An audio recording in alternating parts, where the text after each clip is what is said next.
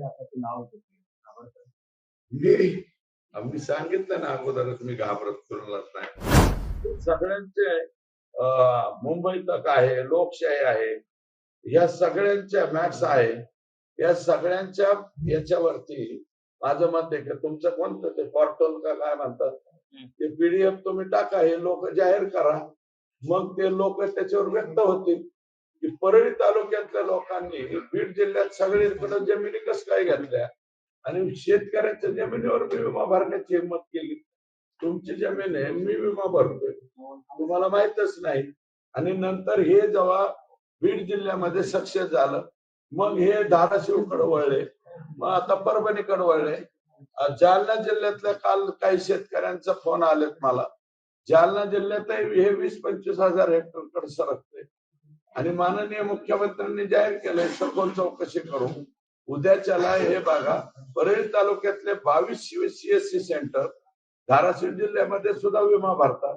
22 CSC centre Parli तालुक्यातलेच Beed जिल्ह्यातले 10,000 हेक्टरवर भरतात आणि 22 एक रामनगर तांडा म्हणून एकच सीएससी सेंटर आहे, त्यांनी 40,000 हेक्टरचा विमा भरलाय परभणी जिल्ह्यामध्ये. आणि हे लावलंय काय? आणि जालना जिल्ह्यामध्ये मी आता काल फोन आला माझ्याकडे, त्या व्यक्तीचा मोबाईल नंबर ते देतो तुम्हाला. आता हे कुणा कशा आज त्यांना मी बोलवलंय, मी लग्नाला जाणार आहे नाका त्यांच्या आता. मात्र यात कुणाला पाठीशी घातलं जाते कारण हे नेमकं कशा पद्धतीने चालतंय आणि ह्याला वरद हस्त कुणाचा आहे, पाठबळ कुणाचा? कोणाचे मी म्हणलंय ना, संजय सिंगानी यांनी, राज कुंद्रा नाही, मलाच माहित नव्हतं ते.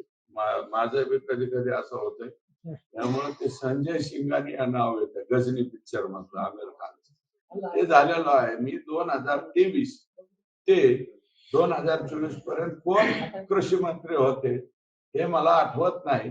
आता कृषी मंत्री मला वाटतं कोकाटे साहेब झालेत ना सिन्नरचे, आणि पहिले जे होते ते मला आठवत नाही. शक्यतो तुम्हाला जर आठवत असतील तर त्यांचं नाव घेऊन टाका तुम्ही, माझं काय म्हणणं नाही. सभागृहात मी त्यांचं नाव घेतलं नाही कारण 35ची नोटीस मी दिली नव्हती. हे कुणाच्या आशीर्वादाने चालतंय? उद्या समजा माननीय मुख्यमंत्र्यांचा मतदारसंघ हा नागपूर शहरातला आहे. नागपूरच्या साहेबांच्या मतदारसंघातल्या लोकांनी जर संपूर्ण महाराष्ट्रामध्ये पीक विमा भरला आणि त्याचे पैसे मिळाले, थोडं तिरकं नाही ना, 8,000 कोटी रुपये समजा राज्य सरकार आणि केंद्र सरकार जर एका वर्षाला शेतकऱ्यांना देत असेल आणि त्यातले 2-2 हजार कोटी 3,000 कोटी रुपये हे जर असे सीएससी सेंटर वाले आणि परळी तालुक्यातले माननीय जे साहेब 1,42,000 निवडून आलेले आहेत त्यांचे लोक असतील तर मला वाटतं हे आता फार झालं. आणि हे तुमच्या पोर्टलवर याद्या टाका एवढी माझी विनंती. तुम्हाला ती पीडीएफ देतो, मला त्यातलं लय कळत नाही पण ते देऊन टाकतो तुम्हाला. अण्णा, तुम्ही दरवेळेस छोटा आका मोठा आका नाव घाबरतात. मी सांगितलं ना अगोदरच मी घाबरत कुणालाच नाही. घाबरायचं नाही, फक्त आता लिंक जी जोडायला चाललेली आहे आता 1-2 दिवसात 3 दिवसात येणार.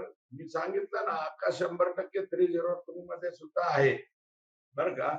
आकांच्या आदेशाशिवाय होत नाही.